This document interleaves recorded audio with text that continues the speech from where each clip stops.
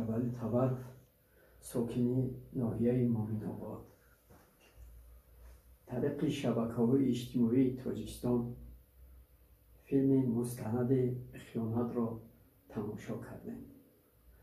дар филм лаҳзаҳое ҳастанд, ки одамро ба андеша кардан водор мекунад, чаро ки хиёнаткорони миллат қодиранд, ки даст ба хиёнат зананду кисаи давлат ва кисаи мардуми ҷумҳурии Тоҷикистонро тиҳ гардонанд.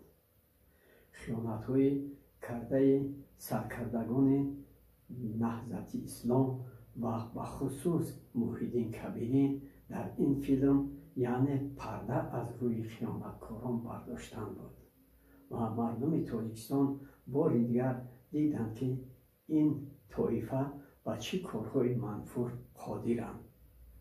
аз ин лиҳоз ман фикр мекунам, ки тамоми гуноҳро бахшидан мумкин аст, вале хиёнати ба миллату давлат доштаро ба ҳеҷ ваҷҳ бахшидан наметавон.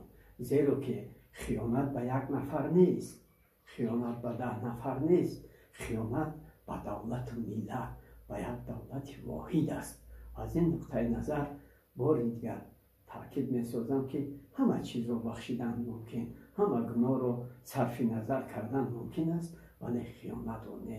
хиёнаткор бояд абадан дар саҳифаҳои таърих сабт шавад, ки ояндагони миллат бидонанд, ки аз анҳамин тоифа дур будан дар кор аст ва ин тоифаро ҳатто дастгирӣ кардан нашояд.